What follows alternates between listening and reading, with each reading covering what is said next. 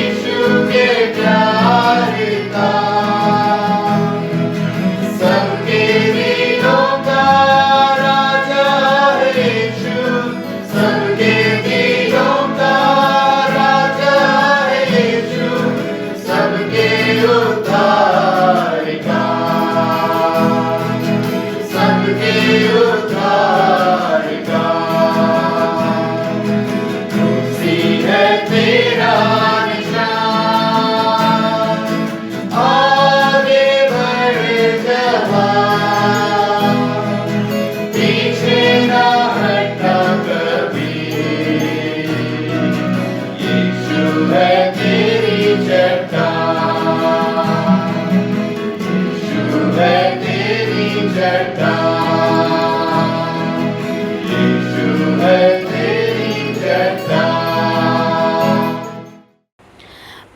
उठकर अपने पिता के पास जाऊंगा और उससे कहूँगा कि पिताजी, मैंने स्वर्ग के विरोध में और तेरी दृष्टि में पाप किया है। अब इस योग्य नहीं रहा कि तेरा पुत्र कहलाऊं। हम सर्वशक्तिमान परमेश्वर के सामने दीनता से अपने पापों का अंगीकार करें। हे परम पवित्र और परम दयावान परमेश्वर, हम मानते हैं कि हमने मन, वचन और कर्म से तथा भलाई करने में अपनी असफलता के द्वारा तेरे विरुद्ध और एक दूसरे के विरुद्ध पाप किया है। इसलिए हम तुझसे प्रार्थना करते हैं कि तू हम पर दया कर और हमारे पापों को क्षमा कर। आमीन।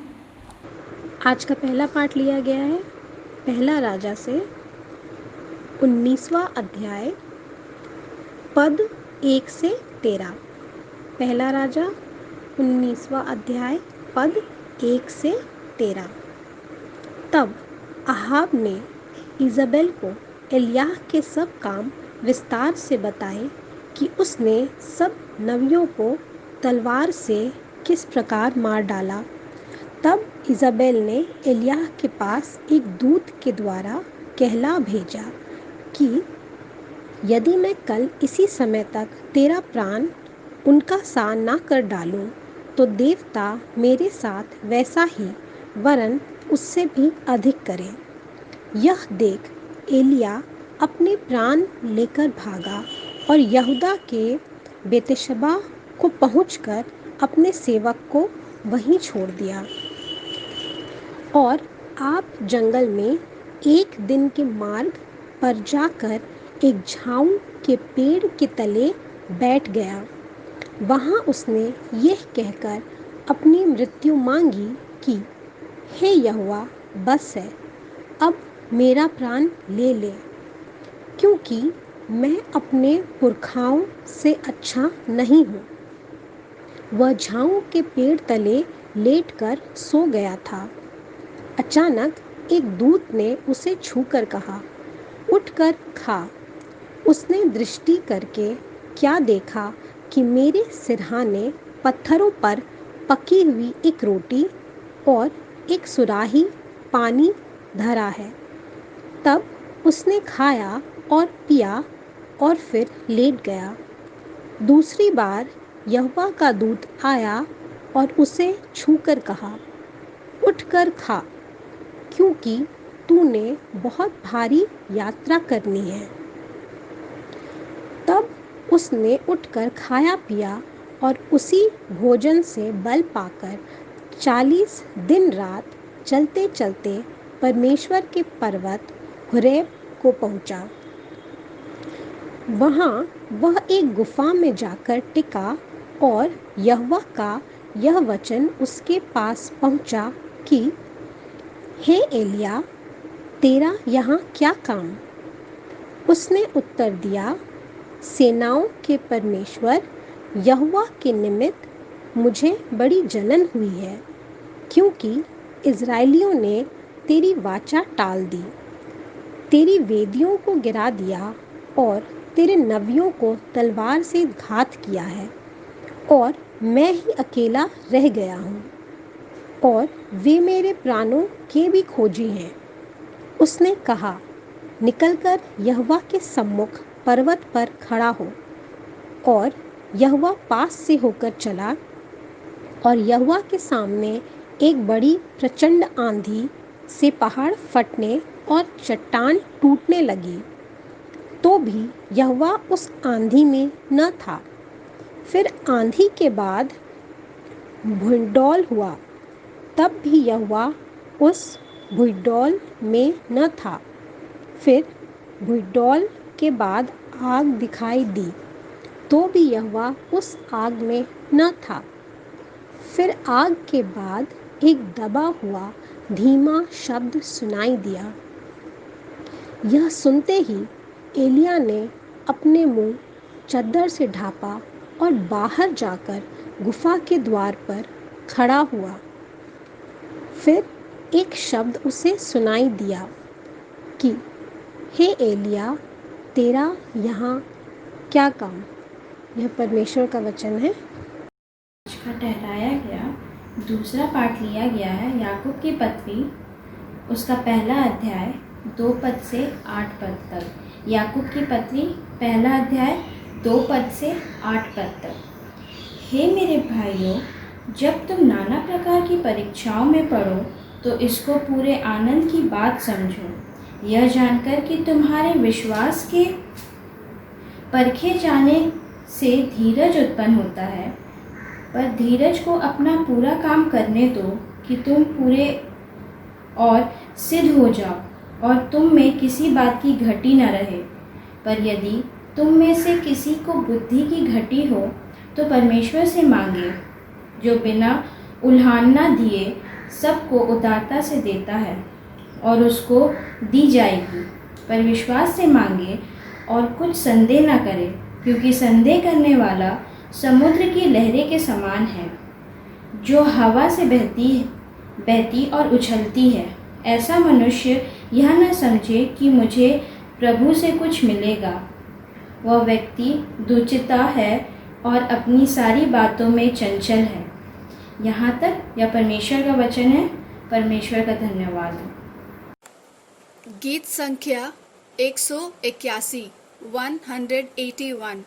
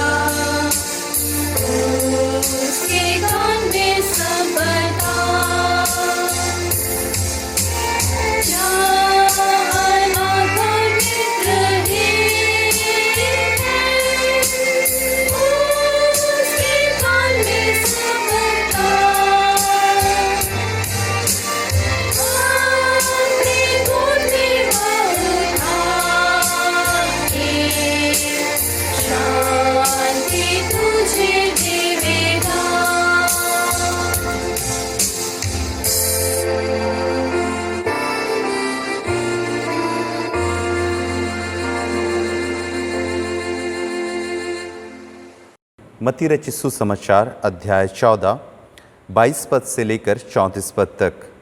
मत्ती 14 अध्याय 22 से 34 पद तक।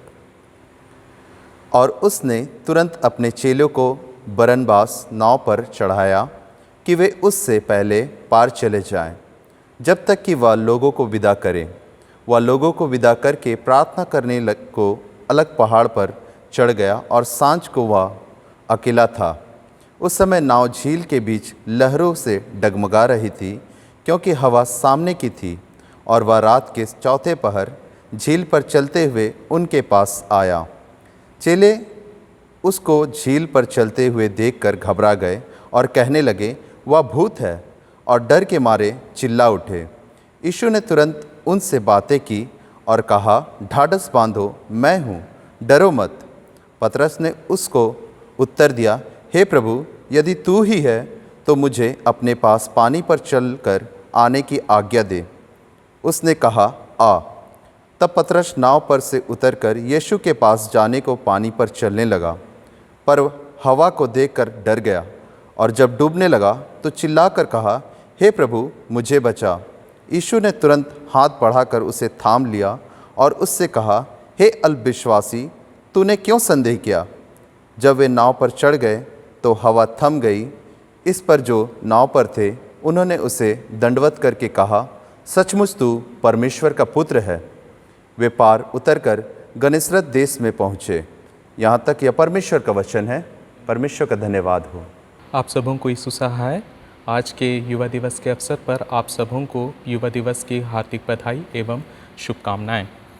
परमेश्वर पिता का बहुत बहुत धन्यवाद हो कि आज दिन रविवार है और आज के दिन हम युवा दिवस करके मना रहे हैं। परमेश्वर पिता का बहुत बहुत धन्यवाद हो कि आज उन्होंने ऐसा मौका दिया कि उसके वचन में से हम कुछ सीखें, कुछ मनन करें। और आज का युवा दिवस के अवसर पे जो मैंने अध्ययन का विषय लिया है वो है पत्री वचन नए नियम से मत्ती 14 उसका 22 से 33। और इस पर आगे बढ़ने से पहले हम एक छोटी दुआ करेंगे। आइए प्रार्थना करें। प्यारे स्वामी परमेश्वर को बहुत बहुत धन्यवाद देते हैं कि सचमुच परमेश्वर पिता आपने हमें संभाला है, सुरक्षित रखा है। परमेश्वर पिता आज के इस दिन के लिए धन्यवाद देते हैं कि आप परमेश्वर पिता हमसे बोलना और बातचीत करना चाहते हैं। हम सुरक्षित जीवित पाए गए, हम आपको धन्यवाद देते हैं। आपके वचन में से जब हम अध्ययन कर उस पर आगे बढ़ना चाहते हैं, सहायता मत अगुवाई कीजिएगा कि ये काम मैं अकेले नहीं कर सकता, बल्कि आपकी पूर्ण सहायता, मदद की आवश्यकता है। दया करके आप ही सहायता करें, मदद करें कि आपके वचन को बोलने में, उसे बताने में, उसे समझने में परमेश्वर पिता बहुत ऐत से आपकी ओर से हमें परमेश्वर पिता वो रेवलेशन मिलने पाएँ। यह प्रार्थना पे सुने और ग्रहण कीजिए आप यीशु ख्रीष्ट के द्वारा, आमीन। तो आज हम पत्री वचन में जैसा पढ़ा मत्ती 14 उसका 22 से 33 में यहाँ एक घटना है, यीशु का पानी पे चलना।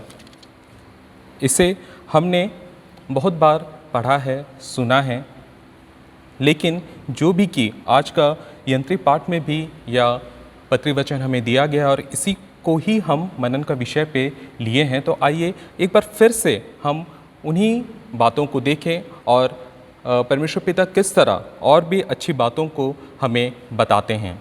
यहाँ पे यह घटना हम सभी जानते हैं कि किस तरह यीशु और उसके चेले इस घटना होने से पहले एक और घटना हुई थी, 5000 लोगों को खिलाना। ये तो सिर्फ पुरुषों की संख्या थी, यह सब बाइबल बताती है। और इसी में हम देखते हैं कि किस तरह प्रभु यीशु ख्रीष्ट और उसके चेले जब सेवकाई को दे रहे थे तो कई एक लोग उनके पास आए थे, उनसे उनके बारे में सुन के उनसे कुछ ना कुछ चाहते थे। लेकिन प्रभु यीशु मसीह चाहते थे कि वो लोग और जो चेले उनके साथ थे वो सिर्फ उनकी सामर्थ के काम से ही उसको ना पहचाने, बल्कि जो कि प्रभु यीशु मसीह का हमेशा से जो उनका स्वभाव है, दया से भरकर, प्रेम से भरकर, वो चाहते थे कि वो सारे लोग उस पर इंगित करें। और इसी क्रम में हम देखते हैं कि किस तरह जब वह आश्चर्यकर्म प्रभु यीशु मसीह करते हैं उस भीड़ में, तो किस तरह से कई एक लोग जो संख्या दी गई है सिर्फ पुरुषों की, वो खाकर तृप्त होते हैं 5 रोटी और 2 मछलियों से। तो यहाँ पे हम देखते हैं कि जब ये आश्चर्य कर्म हो रहा था तो हम देखते हैं कि प्रभु यीशु मसीह के द्वारा से सब कोई एक संगति कर रहे थे, और ये संगति इतना मुझे लगता है आनंदमय था कि कोई भी ये संगति से अलग नहीं होना चाहता था। और यही बात थी चेलों के साथ भी, वो भी प्रभु यीशु मसीह को वैसे ही चाहते थे, वैसे ही प्यार करते थे और उससे अलग नहीं होना चाहते थे। लेकिन जो कि 22वें अध्याय में जब हम देखेंगे तो वहाँ पे हम देखते हैं कि इस घटना के बाद वहाँ पे लिखा है, तब उसने तुरंत अपने चेलों को नाव पर चढ़ने के लिए विवश किया, लिखा है कि वे उससे पहले पार चले जाएं जब तक वह लोगों को विदा करें। वह लोगों को विदा करके प्रार्थना करने को अलग पहाड़ पर चला गया और सांझ को वह वहाँ अकेला था। यहाँ पे हम देखते हैं कि किस तरह प्रभु यीशु मसीह अपने चेलों को विवश करते हैं कि वो झील के उस पार अपनी मंजिल तक पहुँच जाएं, और इसी क्रम में प्रभु यीशु मसीह चाहते हैं कि वो अकेले एक एकांत में जाके प्रार्थना करें। सचमुच में हमें यहाँ एक सीखने का विषय है कि प्रभु यीशु मसीह हर एक कार्य जो वो करते थे वो प्रार्थना के से ही करते थे। ये प्रार्थना सचमुच में हम जब एक विश्वासी अपने आप को बोलते हैं तो ये हमारा एक रीढ़ है, ये हमारा एक बैकबोन है प्रार्थना करना, जो प्रभु यीशु मसीह यहाँ पे हम लोग को प्रोत्साहित कर रहे हैं कि हर एक काम जो किया जाता है उससे पहले हमें प्रभु यीशु मसीह को शामिल करना, उसे बताना है, उसे धन्यवाद देना। और यही काम तो प्रभु यीशु मसीह भी कर रहे थे। जो भी कि वो इस संसार में थे, वो भी थकते थे, वो भी मनुष्य ही की रीति के अनुसार काम किया करते थे। लेकिन यहाँ पे वचन हमें बताता है दिनचर्या के प्रत्येक कामों को करने के बावजूद ही प्रभु यीशु मसीह तुरंत विश्राम पे नहीं जाते थे। वो एकांत जगह खोजते थे कि प्रभु से प्रार्थना करें कि हे प्रभु, सारे बातों के लिए धन्यवाद। और जो दूसरा दिन जो प्रभु यीशु मसीह को काम करना होता था उसके लिए वो उससे सामर्थ मांगते थे, उससे अगुवाई मांगते थे। और हम देखते हैं कि किस तरह प्रभु यीशु मसीह की सहायता और मदद की जाती थी। और इसी विषय में हम देखेंगे कि किस तरह प्रभु यीशु मसीह प्रार्थना करते थे, और प्रार्थना के द्वारा से ही वो शारीरिक शक्ति, आत्मिक शक्ति और अपनी जो मिनिस्ट्रीज़, जो सेवा कर रहे थे, उसमें वो बलवंत होते चले गए। और इसीलिए हम देखते हैं कि किस तरह जब प्रभु यीशु मसीह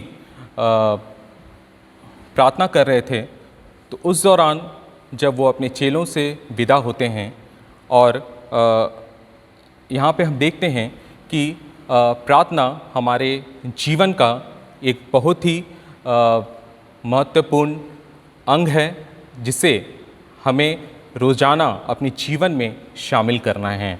और हम आगे देखते हैं कि तब क्या होता है। प्रभु यीशु मसीह आगे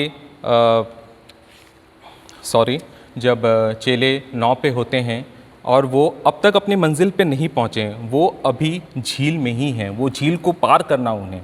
और हम देखते हैं कि किस तरह जब थोड़ी देर में वो नाव में कुछ समय बिताते हैं जब उनके चेले, तब देखते हैं वहाँ पे क्या आई, लिखा है वहाँ पे हवा चली, और इतनी ज़ोर की हवा चली कि वह नाव, लिखा है, हिलने लगा, डोलने लगा।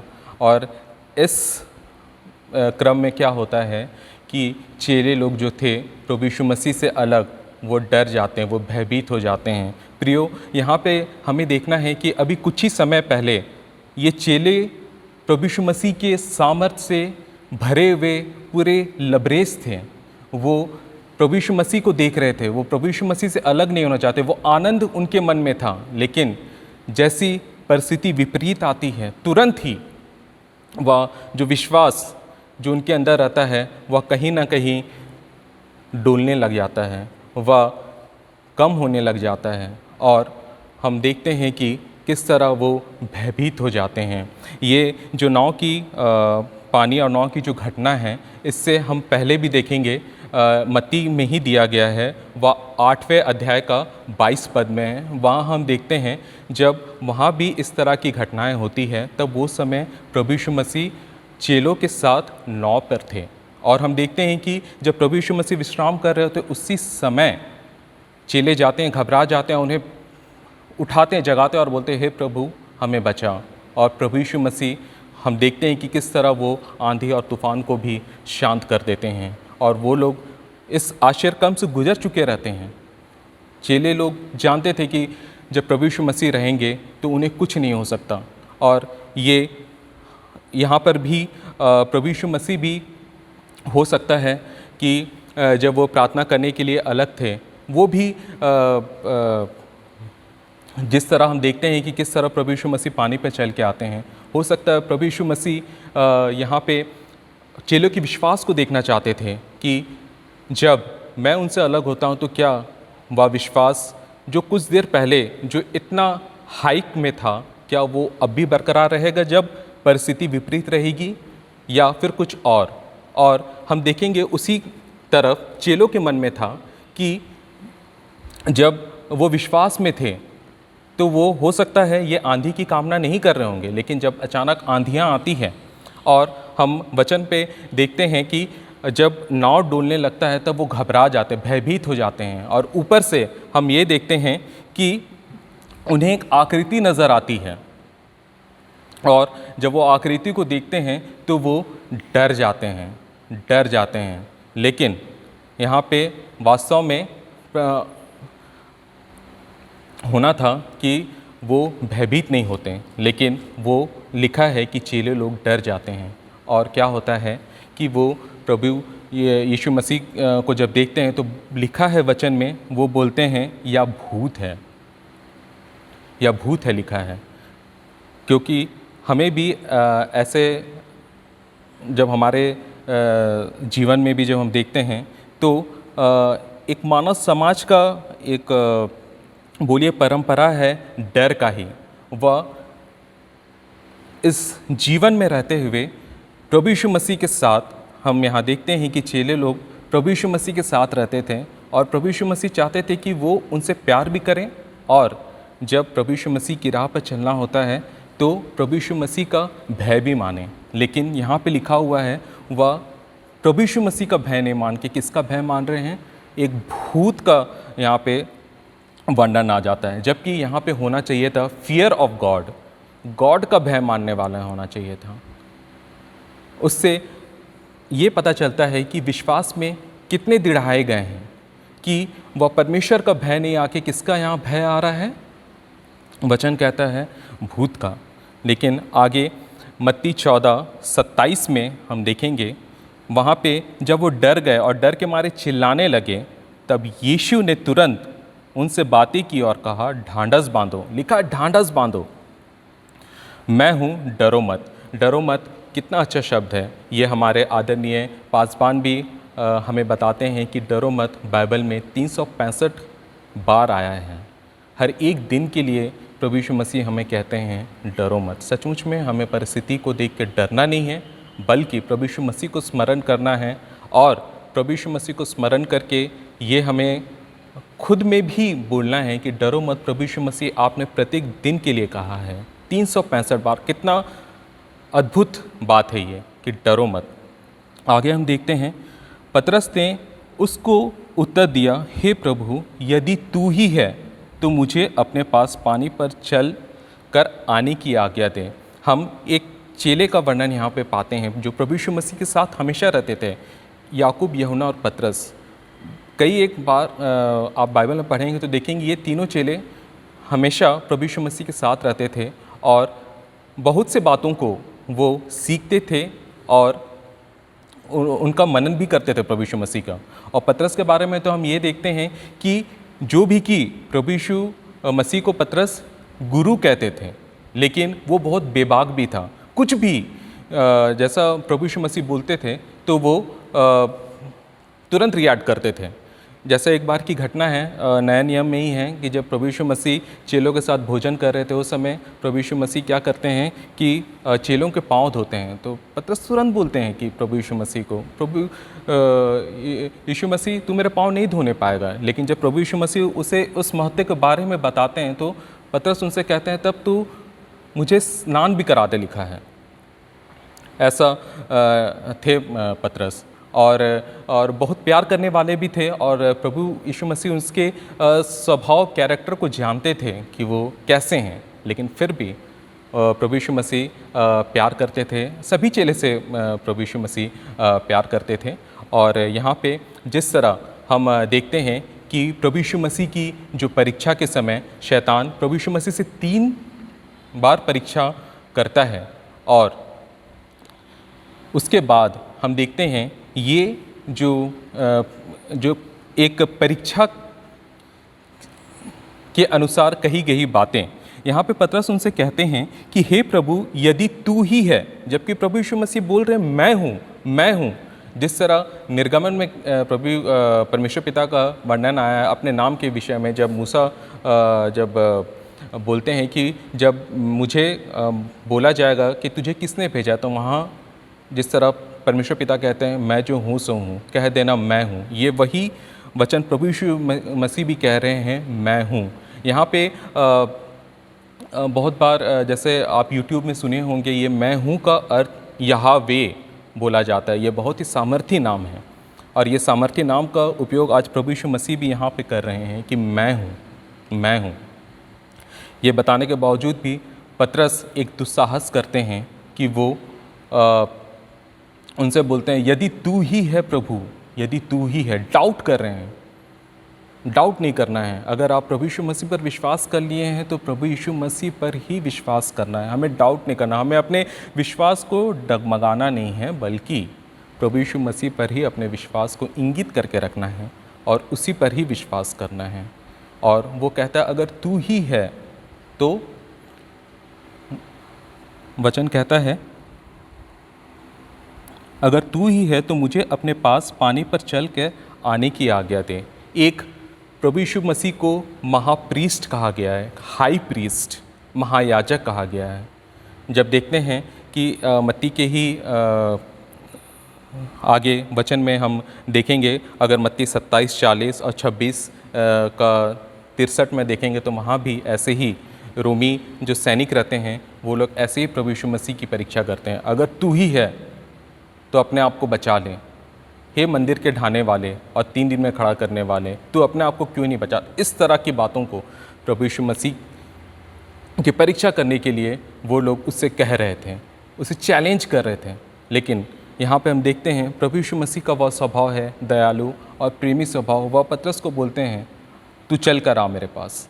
और हम देखते हैं कि जब पतरस पानी पर प्रभु यीशु मसीह की ओर जाते हैं तो वहाँ होता ये है कि सामने की ओर प्रभु यीशु मसीह भी हैं और सामने की ओर आंधी भी है। एक तरफ से देखा जाए तो सामने की ओर प्रभु यीशु मसीह भी है, सामने की ओर वह परिस्थिति भी है जिससे भय उत्पन्न हो गया है। लेकिन यहाँ पे पतरस जब चलना शुरू करते हैं तो उन्हें जब वो प्रभु यीशु मसीह को देखे तब वो पूरा साहस उनको आ गया कि अब वो पानी पर चल सकते हैं। लेकिन जैसे वो परिस्थिति को देखा तब चुनाव उनको करना था कि उसको देखना किसको है। परिस्थिति भी है, प्रभु यीशु मसीह भी है, बड़ा किसको बनाना है, परिस्थिति को या प्रभु यीशु मसीह को। लेकिन यहाँ पे होता क्या है, वह परिस्थिति को देख के डूबने लगता है। लेकिन जब वो फिर चिल्लाते हैं प्रभु यीशु मसीह को तब क्या होता है, वो हाथ बढ़ाते हैं और पतरस को खींच लेते हैं अपनी ओर और उसे फिर नाव पे लेके आ जाते हैं। जिस तरह सचमुच में जो वचन हम ये वचन बहुत बार पढ़े हैं कि परंतु हमें भय की नहीं परंतु सामर्थ, प्रेम और संयम की आत्मा दी है। इस घटना से ये प्रतीत होता है मेरे प्रियो कि जब प्रभु यीशु मसीह जब पतरस को ऐसे खींच रहे होंगे तो वो सारी भय की आत्माओं को मसीह यीशु क्रिस्त के नाम से प्रभु यीशु मसीह दूर कर रहे होंगे। और वह जो 3 शब्द है सामर्थ, प्रेम और संयम, ये वह उन तीनों को लेते हुए प्रभु यीशु मसीह सामर्थ के साथ पतरस को और हाथ बढ़ाते हैं और बाकी चेलों के साथ वह नाव पे आ जाते हैं। कितनी बड़ी सामर्थ की बात यहाँ पे बताई गई है। और हम देखते हैं कि जब जैसे वो नाव पे आते हैं तो क्या होता है, आंधी और तूफान शांत हो जाता है। सचमुच में नाव को हम अभी तो कोरोना की वजह से हम गिरजा नहीं आ पा रहे हैं, लेकिन जब संडे सचमुच तो जब अपने परिवार के साथ प्रभु यीशु मसीह के साथ संगति करते हैं तो हम अपने पासबान से कितने बात सुने, ये जो नाव को जो बताया गया है ये क्या है, या एक कलीसिया है जो प्रभु यीशु मसीह परमेश्वर पिता को सौंप रहे हैं। और इस नाव में ही हमें क्या करना है, हमें स्थिर बने रहना है। प्रभु यीशु मसीह जब चेले मुसीबत में थे, जब वो पुकारते हैं, वो आते हैं और वह उनके साथ लिखा है नाव पे चढ़ जाते हैं। तो हमें भी अपने कलीसिया में बने रहना है, अविश्वास के साथ नहीं बल्कि विश्वास के साथ।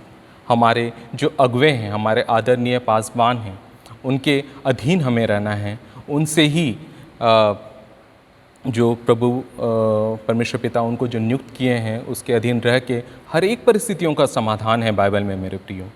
क्योंकि बाइबल हर एक बातों के लिए बताती है कि समाधान इसके अंदर है अगर इसे हम पढ़ते हैं तो। और हमें अपने पासबान के अधीन में रहकर उनके अगर कुछ भी ऐसी बातें, कुछ परिस्थितियाँ या फिर कुछ बातें हमें नहीं समझ में आती हैं, उनसे हमें मिलना है, उनसे हमें सीखना है। वो हमें ज़रूरी मदद करते हैं हमेशा की तरह। और जिस तरह हमारा सेंट जॉर्ज चर्च में प्रेयर काउंसलिंग करके भी एक रूम बनाया गया है, वहाँ भी कई एक गवाहियाँ हैं। वहाँ पर भी अगर ऐसी कुछ परिस्थितियाँ होती हैं तो हमें, हमारे पास अवसर है कि इन सब मौक़ों का हम पूर्ण रूप से फ़ायदा उठाएं। हमें कलीसिया में बने रहना है, क्योंकि प्रभु यीशु मसीह आएंगे तो वो अपनी दुल्हन अथवा कलीसिया की ओर आएंगे। और हमें कलीसिया से अलग नहीं होना है, बल्कि कलीसिया में मिले रह के अपने विश्वास का अच्छा अभ्यास करना है। और हमें इसी तरह से हर एक बातों के लिए प्रभु यीशु मसीह के से प्रार्थना करना है, उस पर विश्वास करना है। और हम क्या होगा कि अपने आगे के जीवन में भी इसी तरह से, क्योंकि उतार चढ़ाव जीवन में ये एक हिस्सा है, उतार चढ़ाव। जिस तरह झील जो बताता है, पानी को दर्शाता है, और किस तरह जब वो झील जब शांत रहता है तो कुछ नहीं। अभी वहाँ पे हम देखते हैं कि चेले लोग अपने मंजिल पर नहीं पहुँचे थे। मंजिल में भी पहुँचने के लिए हमें प्रभु यीशु मसीह की सहायता चाहिए। इसीलिए कि जब हम इस संसार में रहते हैं तो संसार को आप पानी मान सकते हैं, और संसार में हम जब रहते हैं तो हमको पता है कि हमारा परिस्थिति हमेशा एक जैसा नहीं होता। वह आगे पीछे ऊपर नीचे वो हमें डौलाता ही है। लेकिन ऐसे समय में भी हमें क्या करना है, हमें इस दृष्टांत में, इस घटना से हमें सीखना है कि हमें प्रभु यीशु मसीह की ओर ही ताकना है, क्योंकि वही हमें दिलाएंगे, वही हमें छुटकारा देंगे, वही हमें हमारी मदद करेंगे। हमें क्या करना है, हमें प्रार्थना करना है और विश्वास करना है, ताकि हम इस संसार की चकाचौंध में खो ना जाए मेरे प्रियों। और उन सारे यूथ्स को मैं प्रोत्साहित करना चाहता हूँ कि हमें अपने विश्वास की अच्छी लड़ाई लड़नी है, हमें आगे बढ़ना है, प्रभु यीशु मसीह में विश्वास करना है। ऐसे समय में भी हम जितना हो सके, अगर जिस तरह एक गाना भी है कि प्रार्थना करें, आराधना करें, क्योंकि बताया गया आगे कि ये अच्छा है, अद्भुत है, कितना अच्छा है, कितना भला है। तो हमें निराश नहीं होना है, हताश नहीं होना है, बल्कि प्रभु यीशु मसीह को, जिसको महायाजक भी कहा गया है, एक अच्छा हमारे मित्र भी हैं, हमारे हर दुख सुख में हमारे साथ रहते हैं। हम देखते हैं कि जब चेलों को जब ज़रूरत थी प्रभु यीशु मसीह की, वो स्वयं वहाँ पे उपस्थित हो गए। और जब हमें भी इस तरह की आवश्यकता होती है, जब हम प्रार्थना करते हैं, घुटने के बल आते हैं, प्रभु यीशु मसीह हमारे साथ, हमारे पास रहते हैं। ये हमारा विश्वास है कि हम अपने विश्वास के द्वारा से उन्हें कितना ले पा रहे हैं अपने जीवन। तो हमें अपने विश्वास को दृढ़ाना है, बढ़ाना है और प्रभु यीशु मसीह में स्थिर रहना है। यह वचन के लिए हम प्रभु यीशु मसीह को बहुत बहुत धन्यवाद देते हैं। आइए प्रार्थना करें। प्यारे सर्वशक्तिमान परमेश्वर, आपको बहुत बहुत धन्यवाद देते हैं कि आपने सचमुच में हमें सुरक्षित रखा है, संभाले रखा है, और परमेश्वर पिता आपके वचन में से सीखने में आपने हमारी सहायता की, मदद की। हम आपको बहुत बहुत धन्यवाद देते हैं। सुंदर दृष्टांत के द्वारा से सचमुच में कई एक ऐसी बातों को जिसे हमने बहुत बार सुना है, लेकिन फिर से हाँ प्रभु जी, इन सब बातों को जब हम अध्ययन करते हैं, मनन करते हैं उसके द्वारा से, हाँ प्रभु जी, हमें और भी विश्वास के बारे में आपसे करीब रहने के लिए हमें प्रोत्साहन मिला। इसके लिए आपको बहुत बहुत धन्यवाद देते हैं। यह प्रार्थना आप इस सुनिए और ग्रहण कीजिए हम प्रभु ख्रीष्ट के द्वारा, आमीन। आइए हम प्रेरितों का विश्वास वचन मान लेंगे। हे सर्वशक्तिमान पिता, स्वर्ग और पृथ्वी के सृष्टिकर्ता परमेश्वर पर विश्वास करती हूँ। मैं उसके इकलौते पुत्र हमारे प्रभु यीशु ख्रीष्ट पर विश्वास करती हूँ। वह पवित्र आत्मा के सामर्थ्य से गर्भ में आया और कुंवारी मरियम से जन्मा। उसने पंतुस पिलातुस के शासन में दुख भोगा। वह क्रूस पर चढ़ाया गया, मरा और गाड़ा गया और मृतकों के लोक में उतरा। तीसरे दिन वह जी उठा। वह स्वर्ग पर चढ़ गया और पिता की दाहिनी ओर विराजमान है। वह जीवितों और मृतकों का न्याय करने को फिर आएगा। मैं पवित्र आत्मा पर, पवित्र स्वलौकिक कलीसिया पर, संतों की संगति, पापों की क्षमा, देह के पुनरुत्थान और अनंत जीवन पर विश्वास करती हूँ। आमीन। गीत संख्या 175 175।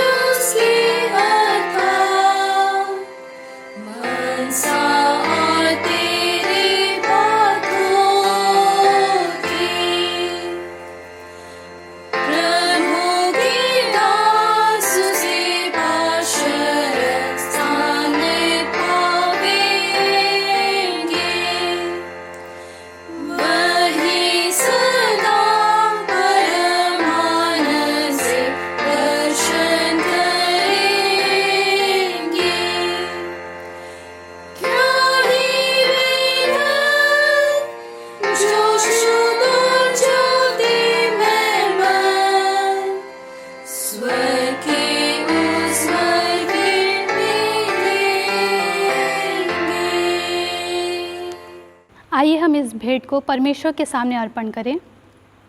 हे प्रभु परमेश्वर, अनादिकाल से अनादिकाल तक तू धन्य है। हे प्रभु, महिमा, पराक्रम, शोभा, सामर्थ्य और विभव तेरा ही है, क्योंकि आकाश और पृथ्वी में जो कुछ है वह तेरा ही है। हे प्रभु, राज्य तेरा है और तू सबों के ऊपर मुख्य और महान ठहरा है। धन और महिमा तेरी ओर से मिलती है और हम तेरे हाथ से पाकर तुझे देते हैं। दया कर, इस भेंट को ग्रहण कर, ताकि तेरे पवित्र कलीसिया की बढ़ती के लिए काम में आने पाए। आमीन। हम परमेश्वर के सब आशीषों के लिए उसका धन्यवाद करें। हे सर्वशक्तिमान परमेश्वर, समस्त दया के पिता, हम तेरे अयोग्य दास तेरी उस सारी कृपा और प्रीति के लिए जो तूने हमसे और सब मनुष्यों से की है, अति नम्रता के साथ अंतःकरण से तेरा धन्यवाद करते हैं। हम अपने सृष्टि पालन और इस जीवन के सब अच्छी वस्तुओं के लिए, पर विशेषता उस अनमोल प्रेम के लिए जिससे तूने हमारे प्रभु यीशु ख्रीस्त के द्वारा जगत को छुड़ा लिया, और अनुग्रह के द्वारों और महिमा की आशा के लिए तेरा धन्यवाद करते हैं। और हम तुझसे विनती करते हैं, अपनी सारी दया का ऐसा यथोचित ज्ञान हमें दे कि हम निष्कपट मन से तेरा धन्यवाद करते रहें और तेरी स्तुति केवल मुँह से नहीं पर अपने चाल चलन से भी करे, ऐसा कि अपने को तेरे सेवा में सौंप दे और तेरे सामने पवित्रता और धार्मिकता से जीवन भर चले। इसी हमारे प्रभु यीशु ख्रिस्त के द्वारा, जिसके तेरे और पवित्र आत्मा के समेत सारी प्रतिष्ठा और महिमा युगानुयुग होती रहे। आमीन। हम कलीसिया के लिए प्रार्थना करें। हे पिता, सारे अनुग्रह के दाता, हम नम्रता से तेरी पवित्र कैथोलिक कलीसिया के निमित्त तुझसे विनती करते हैं, उसे अपने सत्य और शांति से संपूर्ण रीति से भरपूर कर। जहाँ वह भ्रष्ट है वहाँ उसे शुद्ध कर, जहाँ वह भ्रम में है वहाँ सीधे मार्ग पर उसकी अगुवाई कर। जहाँ कुछ ना ठीक है वहाँ उसे सुधार, जहाँ वह यथार्थ रीति मानती है वहाँ उसे स्थिर और दृढ़ कर। जहाँ अभाव है उसे भरपूर कर, जहाँ विभेद है और फूट पड़ी है वहाँ उसके अनबनाव मिटा दे। हमारे प्रभु यीशु ख्रिस्त के द्वारा। आमीन। हम बीमारों के लिए प्रार्थना करें। हे सर्वशक्तिमान पिता, जीवन और आरोग्यता के दाता, हम विनती करते हैं सब रोगियों पर दया दृष्टि कर, विशेषकर उन पर जिनके लिए हमारी प्रार्थना चाही गई है, उन पर और उनके सेवा करने वालों पर अपनी आशीष उंडेल, ऐसा कि यदि तेरी इच्छा हो तो वे तन और मन में चंगे हो जाएं और तेरे पवित्र कलीसिया में तेरा धन्यवाद करें। हमारे प्रभु यीशु ख्रिस्त के द्वारा। आमीन। हम युवाओं के लिए प्रार्थना करें। हे परमेश्वर पिता, हम सभी युवाओं के लिए प्रार्थना करते हैं कि तू आप ही उनका मार्गदर्शक हो। पढ़ने वालों को बुद्धि और ज्ञान से भर, जो जॉब की तलाश में हैं उन्हें उनके योग्य कार्य क्षेत्र प्रदान कर। जो अपने रास्ते से भटक गए हैं उन्हें सही रास्ते पर अग्रसर कर। उन्हें बुराई से बचा और भलाई में स्थिर और दृढ़ कर। और जो विवाह के लिए उम्मीदवार हैं उन्हें सहायता कर कि आपकी सहायता से सुयोग्य वर वधु प्राप्त कर अपने परिवार की स्थापना आपकी महिमा के लिए करने पाएँ। इस प्रार्थना को यीशु के नाम से मांगते हैं। आमीन। इस समय हम कोरोना वायरस महामारी के समय परमेश्वर की सहायता और छुटकारे के लिए प्रार्थना करें। हे सर्वशक्तिमान दयावान परमेश्वर, तू जो जीवन और मृत्यु का प्रभु है, इस भयानक रोग और काल के समय हम नम्रता से तेरी ओर अपनी आँख उठाते हैं और हमें बचाने को भरोसा रखते हुए तुझसे विनती करते हैं कि तू हमें इस संकट से छुड़ा और अपने लोगों को ऐसी स्वास्थ्य और शक्ति दे कि वे शांत, नम्र और धन्यवादित मन से तेरी सेवा करें। हमारे प्रभु यीशु ख्रिस्त के द्वारा। आमीन। आइए हम प्रार्थना करें। हे सर्वशक्तिमान परमेश्वर, तूने हमें ऐसा अनुग्रह दिया है कि हमने इस समय एकचित्त होकर तुझसे अपनी साधारण विनतियाँ की है और तू प्रतिज्ञा करता है कि जब 2 व 3 मेरे नाम पर इकट्ठा हों तब मैं उनका मांगा वर दूंगा। अब हे प्रभु, अपने दासों के मनोरथ और विनतियाँ इस रीति से पूर्ण कर जिससे उनका परम लाभ हो। इस लोक में अपने सत्य का ज्ञान और परलोक में अनंत जीवन हमें दान दे। आमीन। आइए हम प्रभु की प्रार्थना एक साथ करें। हे हमारे पिता, तू जो स्वर्ग में है, तेरा नाम पवित्र माना जाए, तेरा राज आए, तेरी इच्छा जैसे स्वर्ग में पूरी होती है वैसे पृथ्वी पर भी हो। हमारे दिन भर की रोटी आज हमें दे और हमारे अपराधों को क्षमा कर जैसे हमने अपने अपराधियों को क्षमा किया है, और हमें परीक्षा में ना डाल परंतु बुराई से बचा, क्योंकि राज, सामर्थ और महिमा अब और सदा सर्वदा तेरी ही है। आमीन। आइए हम प्रार्थना करें। धन्यवाद परमेश्वर पिता, बहुत बहुत धन्यवाद देते हैं आज के इस सुंदर दिन के लिए। प्रभु जी हम प्रार्थना करते हैं कि आज के इस दिन में प्रभु जी आराधना में आपने अगुवाई की, प्रभु जी अपनी उपस्थिति यहाँ प्रभु जी प्रदान की है, प्रभु जी उसके लिए धन्यवाद देते हैं। प्रभु जी युवा दिवस की आराधना में संचालन में भी अपने अगुवाई की है और प्रार्थना करते हैं कि आप हमारे साथ रहिए और हमारे प्रतिदिन के जीवन में हमारी अगुवाई और सहायता कीजिए कि हम आपके अनुग्रह में शांतिपूर्वक जीवन व्यतीत कर पाएँ। प्रार्थना यीशु के नाम से मांगते हैं। आमीन। आइए हम अनुग्रह वचन के साथ विदा होंगे और हमारे प्रभु यीशु ख्रिस्त के अनुग्रह, ईश्वर पिता का प्रेम और पवित्र आत्मा की सहभागिता हम सबों के साथ सदा सर्वदा होती रहे। आमीन। सबों को यीशु सहाय। और युवा दिवस के अवसर पर सभी को फिर से बहुत बहुत शुभकामनाएं।